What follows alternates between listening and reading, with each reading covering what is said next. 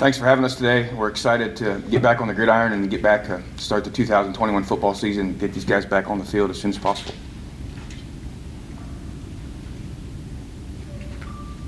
Coach, obviously not getting last season is going to be the big storyline. Everybody in the GAC not having a season. How have you approached this offseason and just trying to get everybody rallied and ready to go? I mean, it's a long gap. I don't think anybody probably in their career has taken 2 years off other than injury. So how have you guys approached it? I think when anything we approach any adversity in this program is we try to spin it positively and see what we can get out of it. And we thought, we'd come together as a team and get better physically and mentally, but just develop players, turned it from coaching to player development, and I think we've done a great job, and I'm excited about the direction the program's headed. Despite not having a season last year, how much progress do you think that SWOSU has made in the past year and a half? I think we've made a tremendous amount of progress. We've been a very young team our first 2 seasons. We've played a lot of young players, especially on the defensive side of the ball. A lot of those younger players are now going to be 4th year in the program, where a guy like Derrius played as a true freshman. Now it's 4 years later. He'll just be a junior. Just excited for those kids to. Some of those kids were playing as young men, and now they're grown men, and that's exciting. So just real excited about that. Again, just trying to take it as positively as we can. Coach, when you take a look at the preseason football poll, Bulldogs come in ranked 10th or picked 10th. Your thoughts about that, and do you believe that really we're going to see a real balanced GAC this year? It's hard to tell, Mike, to be honest with you. Nobody really knows what anybody has on their rosters, what's coming back, what they've attained since then. But if you look on, past years and how we've especially ended the season in 2019, that's exactly where I would have predicted us to be. You have to go on past experience as anything in life, and it's a tremendous opportunity for us to get the program into a different level.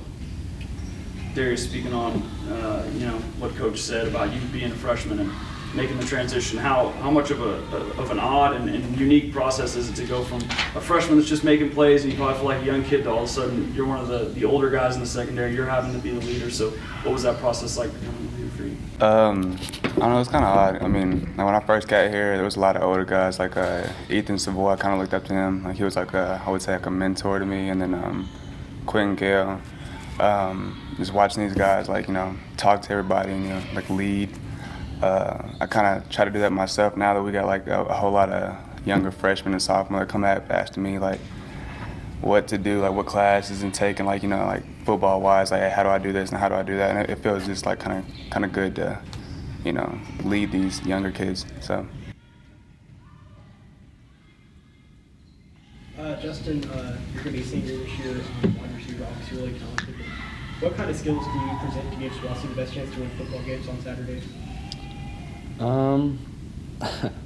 Being a smaller white guy receiver, I try to be as consistent as possible. So when my number's called, I like to answer that as often as possible. But as far as like off the field and just kind of going back to the leader thing, I like to look at myself as a leader on this team and not just like making plays on the field, but getting everybody going in the locker room and defensive guys as well. It's a team thing, and I'm a leader of this team, not just the offense. Coach, it was interesting this year. We got to play a couple of spring scrimmages, something we normally don't get to do. So having done that, what did you learn about this 2021 team through those 2 scrimmages?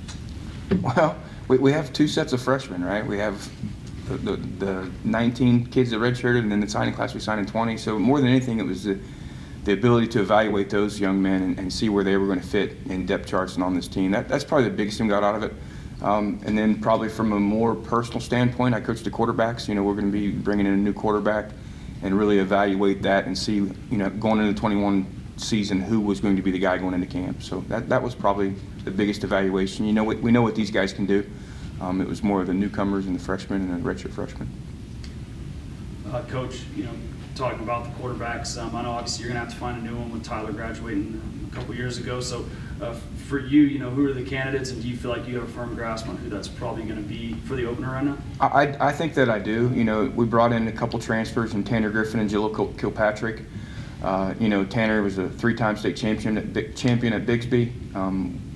Set some records at NEO, and then Jalil Kilpatrick is a Division I transfer. Those 2 will be vying for the starting spot. If I was to pick one right now, I'd say it'd be Tanner coming out of the spring.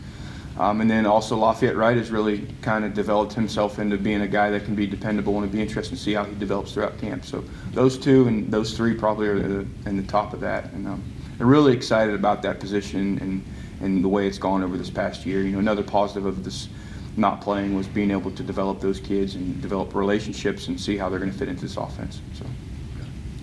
For both players, we'll start with Derrius. Who are some newcomers or younger guys in your position that maybe they've been here a while, but we haven't seen them on the field? But who are some guys that we should be on the lookout for during camp? Let me think. Torn, Justice. I mean, not on the offensive side, but every now and then on the defense side. But offense, he hasn't really. I don't think he's played a season here, but he's been here for a while because of COVID, And I don't know. He's just a standout guy to me. He's a bigger receiver, and he makes the defense kind of work to get the ball. So I think he's a good player. Yeah. Justin, same for you. Well, I'm going to add to him. I was already thinking Torn. I've been waiting to play with this guy for a year and a half now. But we got a couple guys, at least at my position, that we are waiting to unleash, as you could say. Torn, AD, who played here his true freshman year but hasn't played since.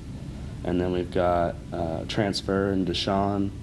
And then we've got a true freshman, or I guess he's a redshirt freshman, Tay. Yeah. It's been 2 years. Tay, but I think those are some pretty solid guys that we didn't have a year and a half ago, and I'm excited to see what they're going to do. Derrius, obviously you're a really good football player, but in what specific ways have you seen the defense improve in the past 2 years, 2 years and a half? So when I first got here, I feel like communication was a big one. With this whole spring process, I feel like everybody being able to talk a lot and have all these meetings and it's people staying here really. And I don't know. I feel like more people know the defense more as well, just their position. So for me, I feel like I know more of what the linebackers could do. So it can really just change what I do and everything. But we also have kind of young corners though, so this whole COVID situation, just them being able to practice for so long, I feel like we're just being able to understand how we're supposed to do it, and so I think that's really important. So yeah. Coach, it looks like maybe we're going to see some new faces along the offensive line this year. Can you speak to what you expect up front? Consistency. I think Coach Wareham's done a good job of getting 8 to 10 guys that are able to play at any given spot. And it all starts, in my opinion, with the center. And Billy, been with the program since I got here. He's developed as a young man. He's developed physically, and he's developed as a leader. I mean, he's not a real vocal guy, but as far as a guy that you can count on and getting the offensive line going in the right direction, I'm excited about that. And then we'll have some young faces up there that, again, have been in the program for a while. It's a common theme there, but finally get out there and do what they've been waiting to do for a few years. Justin, in terms of your versatile skill set, what do you really attribute all that to, and being able to, not just be a good receiver, but being able to run the ball, and also being able to throw it? You plan to add to your touchdown pass list for this year? Well, I guess that would be up to Boss Man here. Yeah. But like I said, when my number is called, I like to do what I can, whatever that may be. As far as what to contribute to it, I guess genetics, bloodlines. I don't know. For both players, could you speak to the strength and conditioning this summer? You had a new strength coach come in for the last month, and kind of how that's prepared you for camp and for the upcoming season. I like Coach Joe. I feel like he's really smart. I don't know. I only got to work with him for like 2 weeks now, and then we kind of take a break, I think, this week. But I've been in there. My goal personally is trying to gain weight because I'm only 165, so that ain't too big. But I don't know. I just feel like he is he's more strict and I don't know. We do a lot of hard stuff, so we'll figure that out. But I don't know.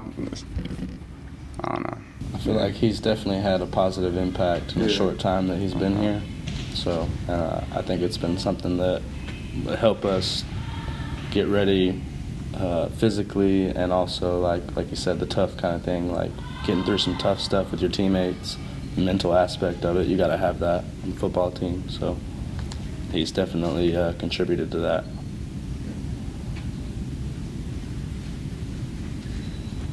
I would like to say these two young men are not only good players, but they do represent what our program's all about. They're both fathers. I don't know if everybody knows that. They worked all summer to be here to help take care of their kids, but also prepare for a season. So I'm not proud of them just as players, but as Bulldogs and as fathers and as humans. So appreciate you guys. Absolutely. Coach, where do you want to see your team improve at the most between the start of fall camp and then game 1 against Henderson State? Consistency and keeping that consistency throughout. I look back at the 2019 season and I felt like we started off really well.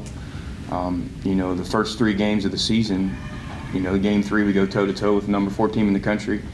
And then something happened, and we weren't the same team. So just throughout camp and leading up to Henderson is continuing to develop so we can survive the longevity of the entire season, be competitive and show people what we got, what we can do.